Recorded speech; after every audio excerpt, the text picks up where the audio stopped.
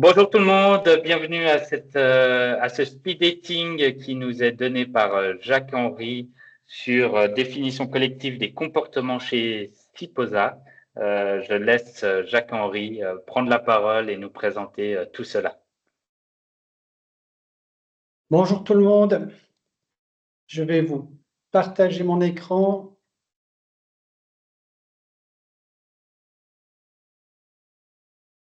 Vous voyez tous, je vais juste enlever la petite. On voit tous, c'est tout bon.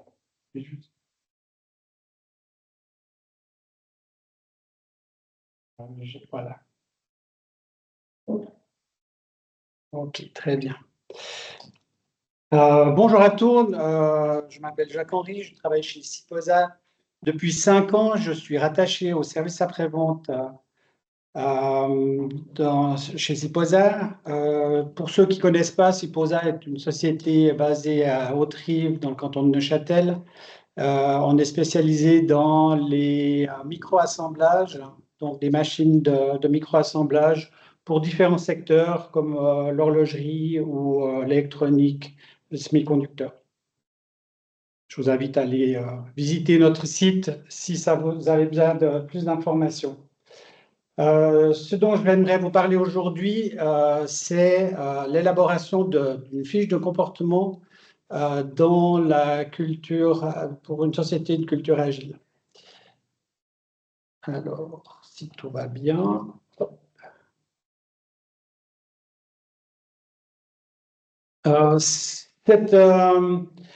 Cette démarche, elle a été faite en début 2024. On souhaitait améliorer un petit peu la communication chez Stiposa et on a décidé de faire une rétrospective sur l'année précédente, sur 2023.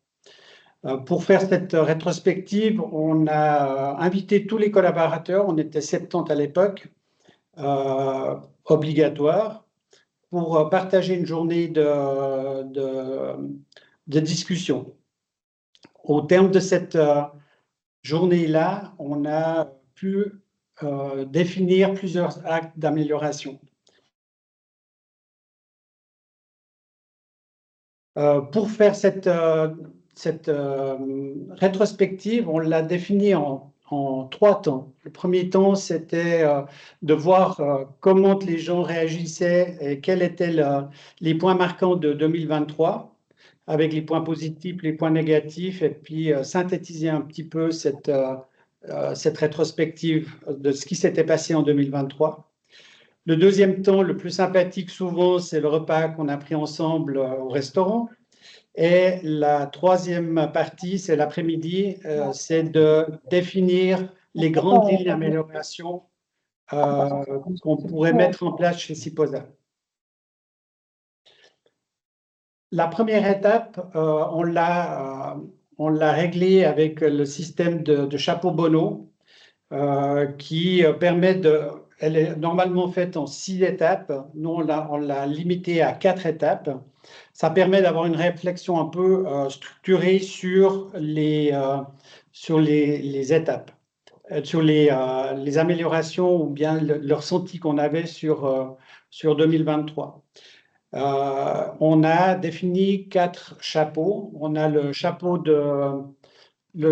blanc, qui se concentre uniquement sur les faits, sur les points marquants qu'on a vécus en 2023, sur des données très objectives. Il y avait toutes sortes de choses comme des soupers de Noël très sympathiques, des baignades dans le lac de Neuchâtel en équipe, dans les choses extra. Donc, tout était ouvert pour pouvoir dire voilà comment j'ai vécu l'année 2023 dans l'enceinte de Stiposa. On a ensuite défini ce qu'on appelle le chapeau jaune, qui sont les réussites de l'année 2023. Quels étaient les aspects positifs qu'on peut ressortir, des machines qui sont livrées, une collaboration entre les personnes très bonne, le fait qu'on ait augmenté beaucoup de population au sein de Stiposa. Chaque point était il n'y a pas de discussion sur oui, je suis d'accord, non, je ne suis pas d'accord. On listait vraiment tous les points au fur et à mesure sans avoir de discussion sur ces points-là. Il y a des points c'était très étonnant, il y avait des points qui étaient positifs pour certains et négatifs pour d'autres. Ensuite, on a fait l'inverse, on est allé regarder ce qui n'avait pas joué en 2023, quelles étaient les difficultés, les défis, les inconforts qu'on pouvait avoir au sein de Ciposa. Sans jugement aucun. Et le dernier chapeau qu'on a mis en place, c'est ce qu'on appelle le chapeau vert, qui est qu'est-ce qu'on pourrait améliorer, quelles sont les idées qui nous permettraient d'améliorer les points négatifs, mais aussi qu'est-ce qu'on pourrait encore améliorer sur les points positifs. Là où on est fort, comment on peut être encore un peu plus fort et plus sympathique pour tout ça. Cette discussion, elle a eu, on a fait 6 groupes, donc on était une douzaine de personnes par groupe. À chaque fois, on avait une consigne en disant voilà ce qu'on va faire, chapeau blanc, jaune, noir et vert. On notait sur un panneau toutes les idées qui venaient, absolument sans jugement. Ça, c'était une étape qui durait à peu près 10 minutes pour chaque chapeau. Une fois qu'on avait fait le tableau, on avait noté toutes les idées, on avait un petit moment de vote, c'est-à-dire que les 12 personnes qui étaient dans le groupe, dans chaque groupe, notaient là je mets des points, là je mets pas de points. Avec un système de gommettes. On avait une dizaine de gommettes chacun pour chaque chapeau, et puis on pouvait les répartir là où les points nous semblaient intéressants ou pertinents. Donc, les points positifs, les points négatifs et bien sûr les idées. Le chapeau blanc, c'était juste une mise en route, plus pour détendre un peu l'atmosphère. Il n'y avait pas de votation sur le fait de quels étaient les points marquants pour moi dans l'année 2023. Ça nous a permis de faire donc on pouvait, avec ces gommettes, ça nous permettait de mettre une gommette sur tous les points répartis, ou bien mettre 4 gommettes sur un point qui nous semblait plus intéressant que d'autres, sur lequel je me sentais à l'aise. Une fois qu'on a fait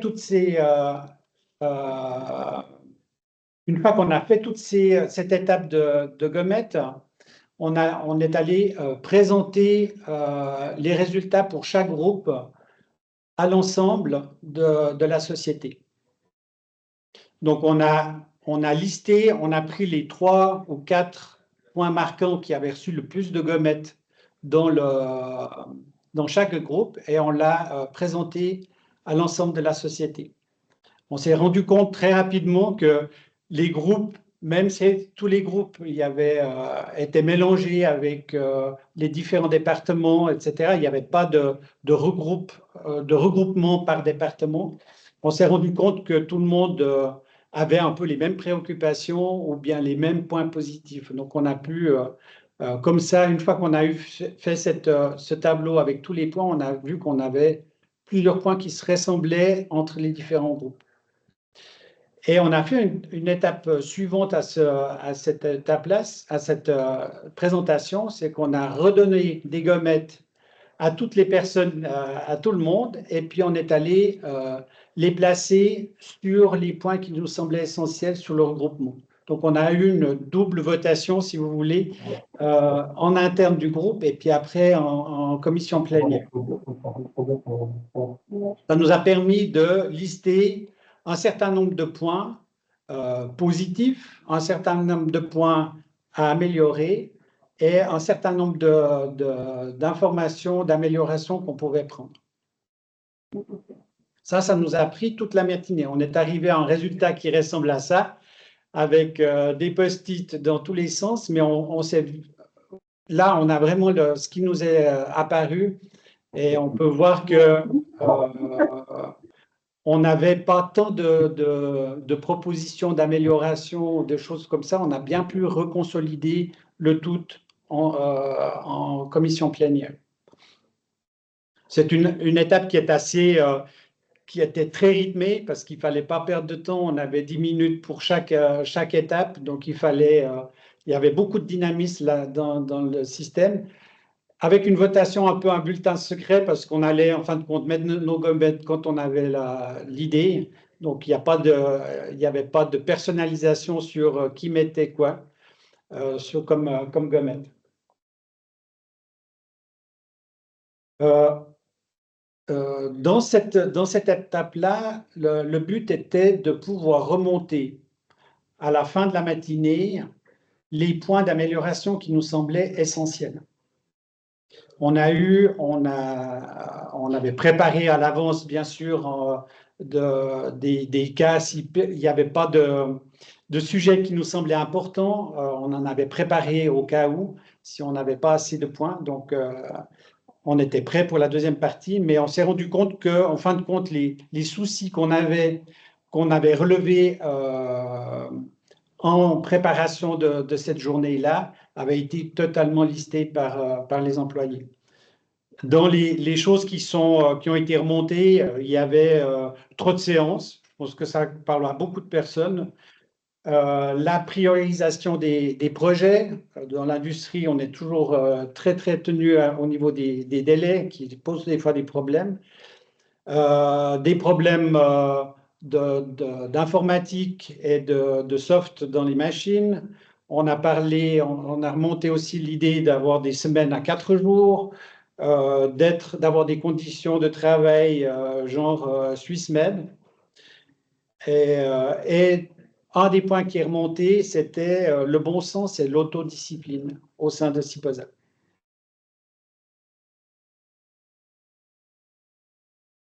Après un petit repas, on s'est remis au travail ça nous a pris toute la matinée pour faire cette partie-là de 8h à midi. L'après-midi, on avait défini 8 sujets importants qui ont été repris de la matinée. On les a installés sur des tables et on a fait des groupes de à peu près 6 à 8 personnes qui devaient tourner d'une table à l'autre. Et ce qui permettait de faire passer tout le monde d'une table à une autre, d'un sujet à un autre, et de pouvoir commenter ce qui avait été fait précédemment. On a fait ces rotations 5 fois, donc ça veut dire que sur les 8 sujets, tout le monde en a vu en tout cas 5, avec un peu de chance de tomber sur des sujets qui m'apportent peu ou pas. C'était aussi tiré au hasard, donc il n'y avait pas de choix en disant moi je veux aller travailler sur tel ou tel sujet. C'était des groupes qui passaient d'une table à l'autre, véritablement. Donc on ne laissait pas le choix à qui que ce soit de décider où il voulait où il voulait intervenir, sur quel sujet il voulait intervenir.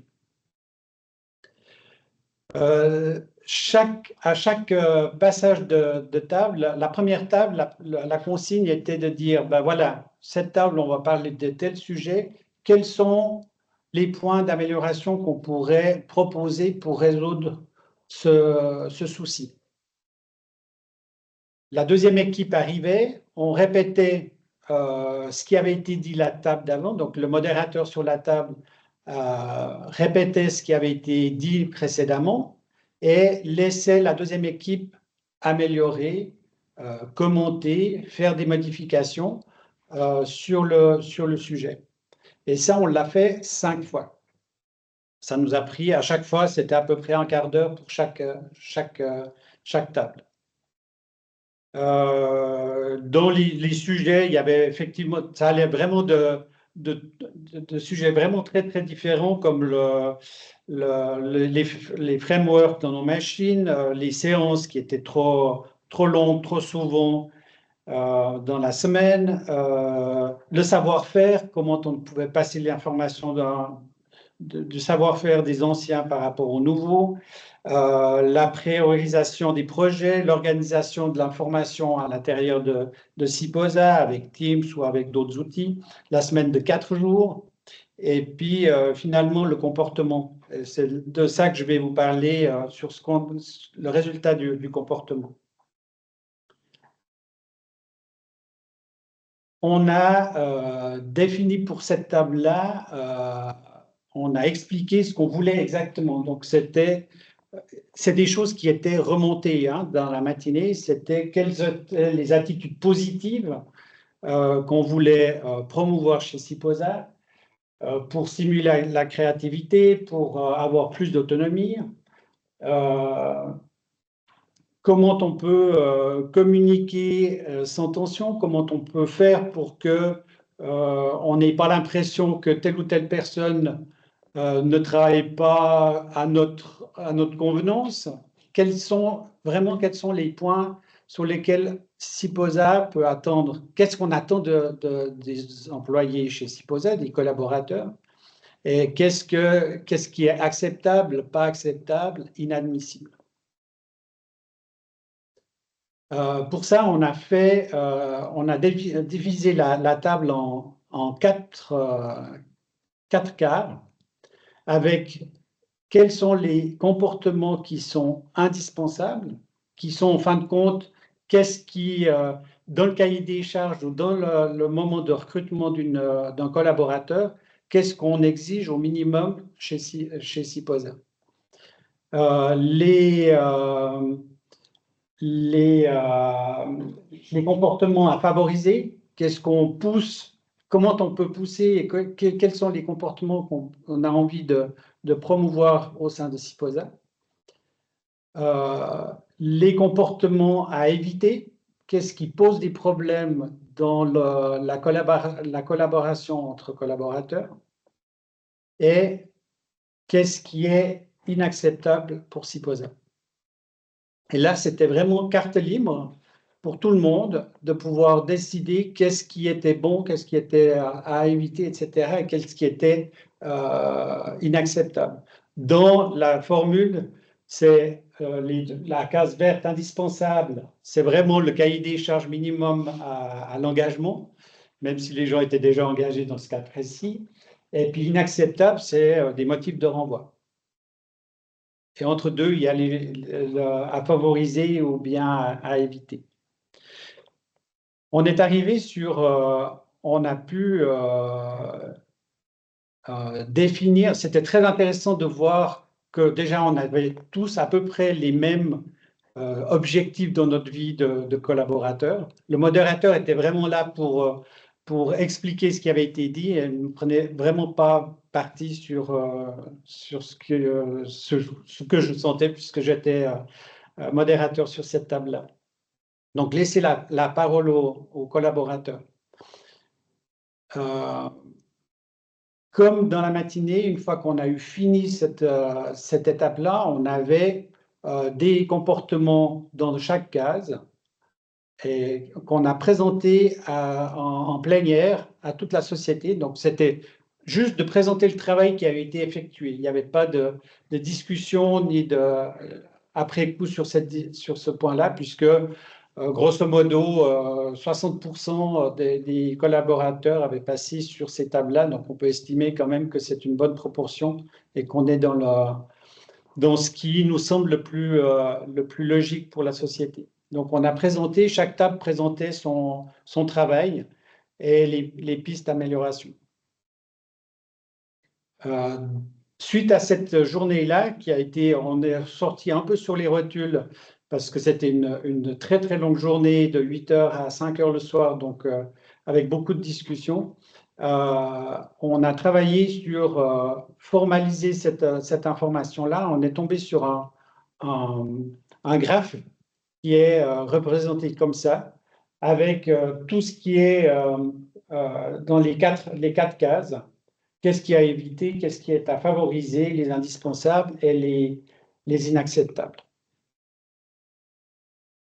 On voit que on peut peut-être en citer 2 ou 3, mais Dans les choses à éviter, c'est de passer son temps sur téléphone ou pour scroller sur Teams, sur des réseaux sociaux, faire des critiques qui ne sont pas constructives, d'être en retard dans des séances, des choses qui semblent assez logiques comme ça, mais disons que on en subit quand même tous de temps en temps les conséquences.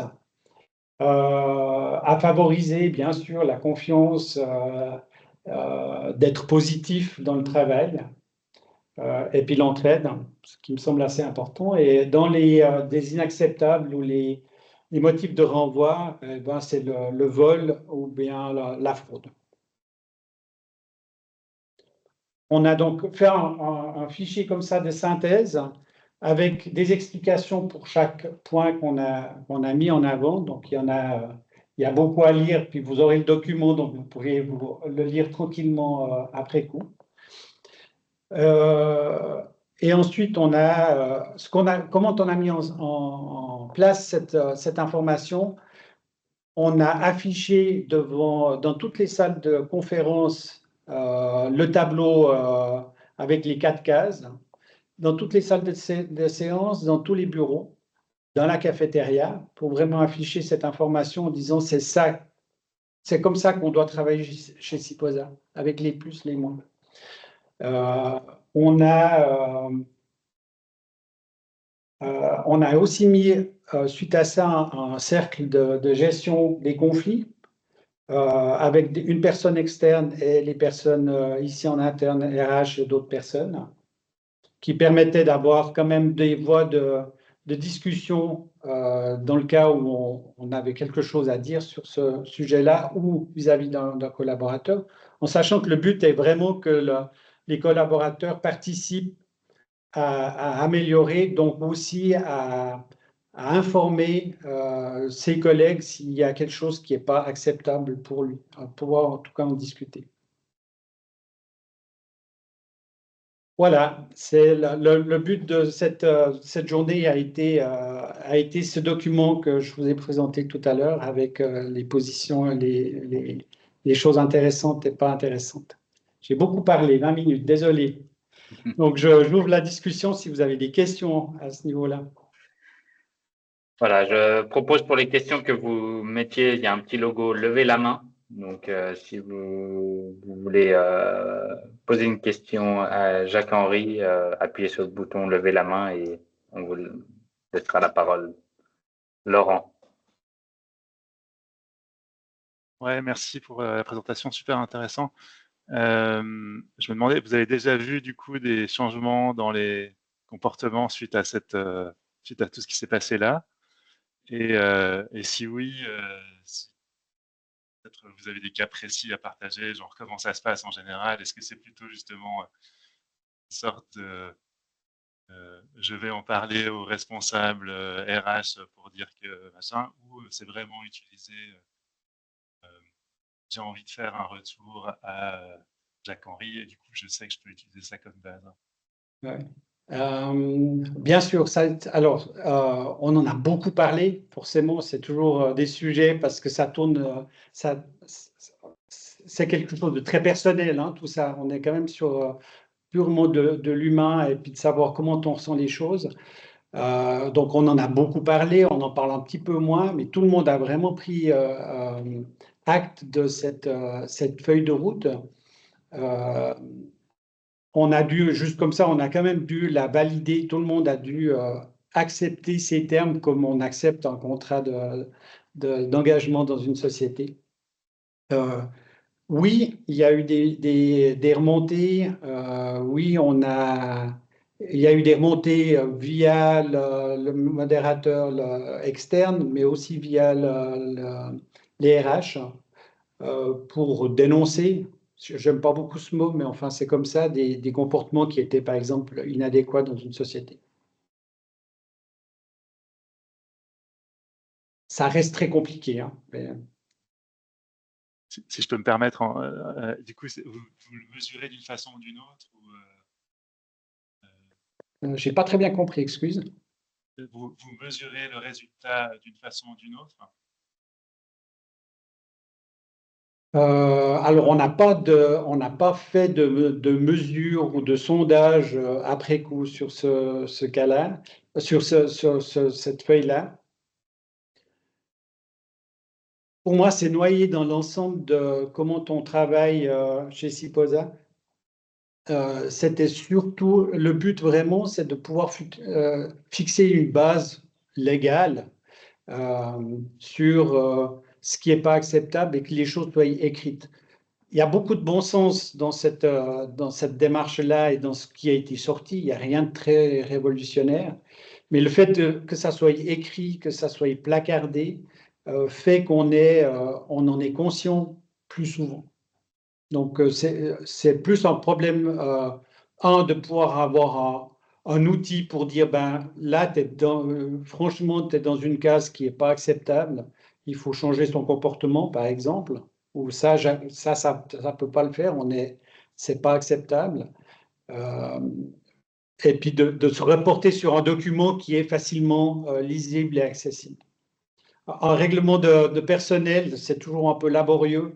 Et puis, on ne sait jamais où trouver les informations. En fin de compte, c'est un peu un résumé des bons comportements dans une société.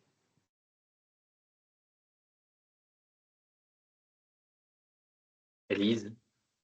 Alors moi, je voulais juste apporter un petit complément par rapport à ce que tu disais, hein, Jacques-Henri. C'est vrai que c'est super collectivement de se mettre d'accord sur les comportements qui sont encouragés, prohibés, etc.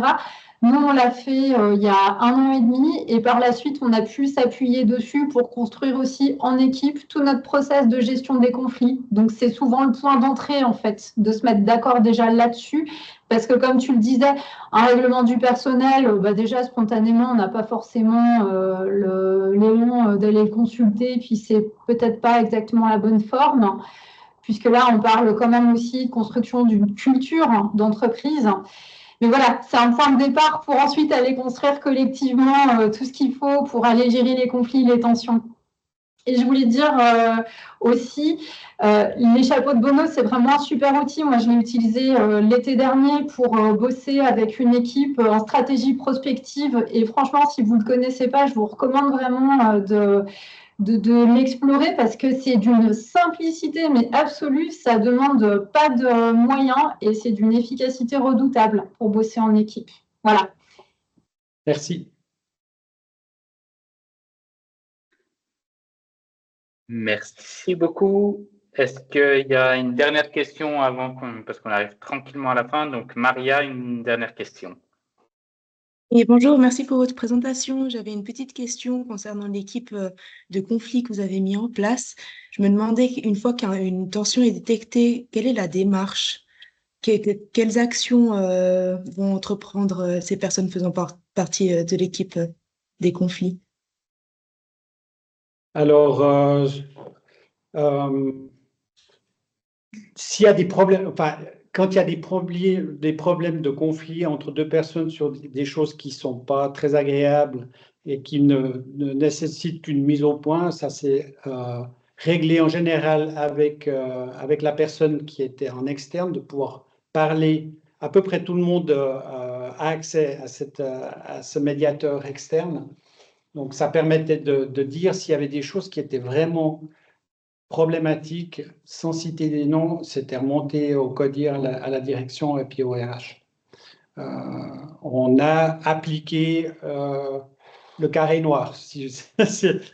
Pour finir, on a quand même appliqué pour quelques collaborateurs des comportements qui étaient inacceptables. Et on a pu s'appuyer sur cet outil-là pour pouvoir justifier un renvoi. Avec énormément de difficultés, parce que c'est toujours très délicat, on est sur des choses de sensibilité quand même, extrêmement sensibles. Ça a pris plusieurs mois pour pouvoir arriver à s'appuyer et avoir j'allais dire le courage, mais enfin de ne trouver aucun autre moyen que de mettre terme à un contrat.